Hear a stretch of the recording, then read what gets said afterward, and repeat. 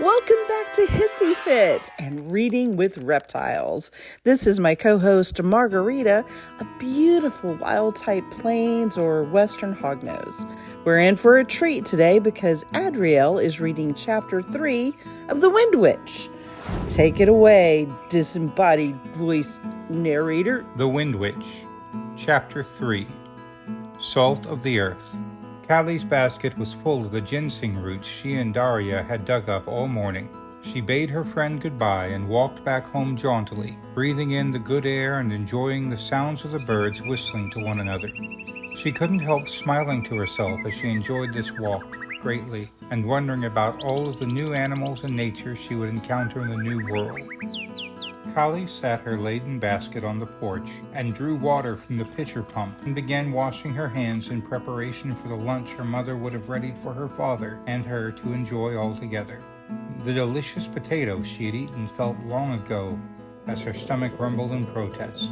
She walked back towards her basket, wiping her dripping hands on her apron absent-mindedly, thinking of her little Jerboa friend she would visit later that evening. "Callie," a soft, deep voice called to her. Callie jumped, startled, and looked in the direction of the sound. "Lev! Hello! I was not expecting you," Callie said. "I can come back later," Lev said, nervously fiddling with the hat in his hands, having taken it off his dark honey-colored hair. Callie smiled, putting a veil of distant friendliness between them, so as to not be too warm. "Nonsense. I am sure my father will be happy to see you, and my mother will insist on you joining us for lunch." Callie turned to go inside, when Lev's gentle voice stopped her. "Please, I came to see you." Callie looked up into the young man's weathered face, lines etching his forehead and creases standing out from the corners of his hazel eyes. They were kind, serious eyes, Callie thought. "But why?" Callie blurted without thinking. Lev broke their eye contact and looked at the hat in his hands, which he was twisting about so heartily, Callie was afraid the garment would never regain its well-worn shape. You... Lev cleared his throat and began shuffling his feet a little. Callie began to fear the purpose of his visit. She had avoided Lev time and time again, not wanting him to ever be able to come to his point. She wanted to leave for America and the admittedly handsome neighbor far behind, and never talk about something so awkward and embarrassing as, "You still sailing for America soon?" Lev asked, eyes fixed on his own fidgeting hands. "Yes," Callie said, thinking it might be kinder, if not more difficult, to be clear in her thoughts towards him. Etiquette demanded he speak his intentions before she could reject him, but she didn't look forward to hearing them. She liked Lev. They had grown up together and shared a deep love and respect for Mother Earth and all the great and horrible things that she brought forth and nourished and neglected in turns. He was kind and dedicated to his family and his work. He was lovely in many ways, but he was not for her. Callie did not love him. Callie's father and mother had taught her from an early age to stretch her mind and delight in engaging, intelligent conversations. Callie had surprisingly found this at times with her best friend as well, Daria teaching her about the area she and her family had come to settle in after years of wandering from village to village. Daria had revealed the secrets of survival in society to Callie, resulting in Callie's greater management of both. Even more surprisingly, she had also enjoyed parrying arguments with the local priest when he came to convince her mother to denounce her witching ways, which, of course, the whole family denied even existing. If rumors were whispered in the village about Callie's mother's herbalist abilities, they were never confirmed outright. Lev, however, provided no mental gymnastics for her. He was not unintelligent, quite the opposite, in his ability and knowledge of farming, coming up with innovative ways of doing tasks in a more efficient manner. He was, however, ever reluctant to pursue convincing his father to implement any of these excellent ideas. Equally reluctant was Lev to do anything but agree with just about everything Callie said, with no effort to further the conversation in any way, which the young lady found infuriating. "Love will grow after you're married, my Callie," her mother had said to her once. "Is that what happened with you and Papa?" Callie had asked. "Of course," her mother had replied cheerfully. "Of course we were in love in the first place. Her father had chimed in with his characteristic grin. Her mother had given her father a chiding look, but nonetheless the conversation had been dropped for the moment. Lev cleared his throat, bringing Kali back to the matter at hand. "I wish you wouldn't," he said. "Wouldn't what?" Kali asked, confused. "Go to America," Lev said, almost in a whisper. "Oh," Kali said flatly. "It's already been decided, Lev," she said gently. "Why are the Flaxes taking you with them?" Lev said wistfully. "As companion to Daria," Kali replied. "Yeah," he said in typical Lev fashion. Kali didn't add that she had practically begged them to take her with them. They needed little persuasion, as they had long regarded Kali as family. Their only concern was Kali's parents being left alone, and they had arranged one of their older nephews to go often to check on them and help if needed. "Marry me," he said, finally looking her in the eyes with more determination than she had ever seen in him before. Kali's eyes grew wide as she stared at him open-mouthed. Lev gave a rare, slight smile. "This is the only time I've seen you at a loss for words." Kali couldn't help but laughing. In that moment, for the first time, she imagined herself married to Lev.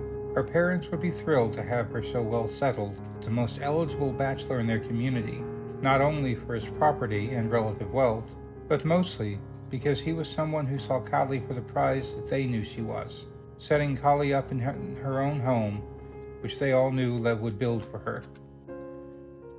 Lev took Kali's hesitation as an opportunity to press his suit. He grabbed one of her hands in both of his awkwardly, dropping the much-abused hat to the ground between them.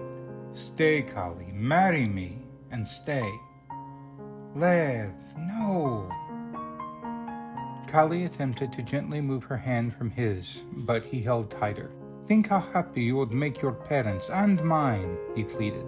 Kali's eyes grew sharp suddenly, and she snatched her hand back from his grasp. "Your parents," she spat. "Your parents? Happy with you marrying the daughter of a so-called witch? You know very well they believe her to be one, though she is merely highly skilled at her craft." Lev looked down at the abandoned hat. "You're not a witch," he mumbled. "My mother isn't one either." Lev shifted his gaze to his feet, saying nothing. Kali wondered if Lev suspected her mother as his parents did. Kali drew in a deep breath and slowly exhaled. She bent down and picked up his hat, brushing off the dust with her hand. She looked up at Lev, steadied herself, and handed his hat back to him. "No, Lev," she said firmly as he took the proffered hat. "I have dreams which cannot be fulfilled here. I cannot explain how strong the call to explore and discover is in my heart, how I learned to learn from friends yet unknown. Most importantly, Lev," Kali said very pointedly, "I do not love you. As good and kind and hardworking as you are, as salt of the earth as you are, I think of you as a friend only." In that propitious moment, an errant wind whisked between them, loosening even more hair from Kali's perpetually messy braids and ruffling Lev's locks. The breeze brought with it the distinct smell of the tiger lily, not unusual for this time of year when the bright orange, pale yellow, and black flower bloomed.